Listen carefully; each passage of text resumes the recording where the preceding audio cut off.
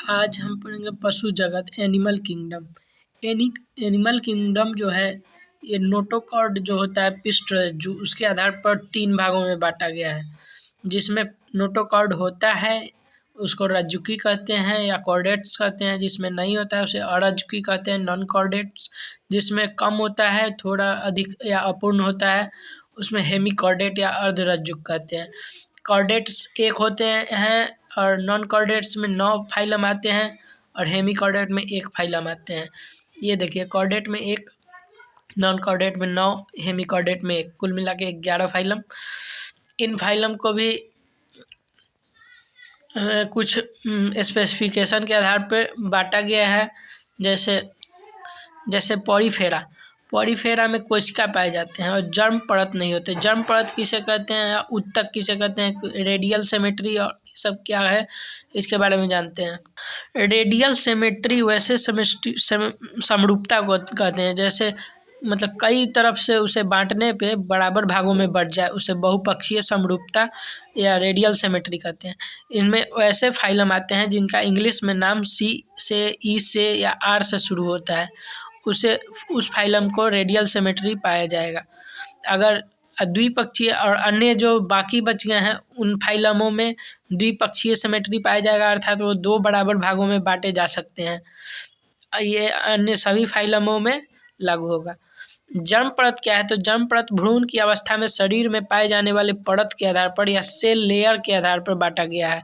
जैसे जो बाहरी लेयर होगा उसे एक्टोडर्म, जैसे जिससे बाल बनता है उसे एक्टोडर्म कहते हैं।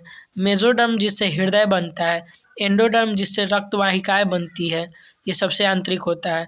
तो ये कोशिका परत के हिसाब से इसे बांटा गया है। त्रिकोणक होंगे उसमें एक्टोडर्म, एंडोडर्म और मेसोडर्म तीनों पाया जाएगा। जो द्विकोणक होंगे उसमें मेसोडर्म नहीं पाया जाएगा, एक्टोडर्म और एंडोडर्म पाया जाएगा। और सीलोम क्या होता है, सीलोम या प्रगुहा शरीर की दीवार है जो पाचन तंत्र के बीच में होती है। मतलब जो पाचन तंत्र हो गया, जैसे आंत हो गया, उसके अंदर की दीवार जो होती है उसको को कहते हैं सीलोम।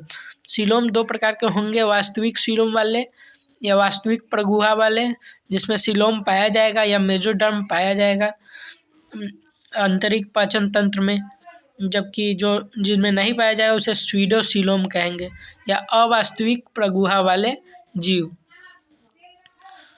तो पॉरीफेरा जो है, पॉरीफेरा में कोशिका पाया जाएगा और ये इसमें जर्म परत नहीं पाया जाएगा। और उसके बाद निडेरिया और सिलेंट्रेटा, ये 2 जो हैं इसमें उत्तक पाए जाने लगेगा। और उसके बाद जो प्लेटीहेल्मिन्थीज है उसमें अंग पाए जाने लगेगा। और उसके बाद स्केल्मिन्थीज से लेके पूरा कॉर्डेट्स तक नीचे सभी में अंग तंत्र पाया जाने लगेगा।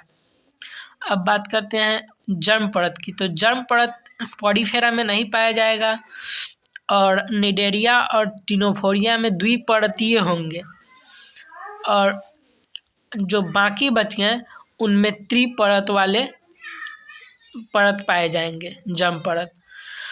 अब आते हैं सीलोम, तो पॉरीफेरा, निडेरिया, टिनोफोरा, प्लेटीहेल्मिन्थीज, इनमें जो है कोई सीलोम नहीं पाया जाएगा, कोई प्रगुहा नहीं पाया जाएगा। और स्केल्मिन्थीज से प्रगुहा पाया जाने लगेगा। स्केल्मिन्थीज में झूठा सीलोम या स्यूडोसीलोम पाया जाता है। और उसके बाद जो भी बचे हुए हैं उसमें जैसे ऑर्थोपोडा, एनिलिडा को छोड़कर जो भी बचे हुए हैं उनमें सीलोम पाया जाने लगेगा वो भी ट्रू सीलोम पाया जाने लगेगा।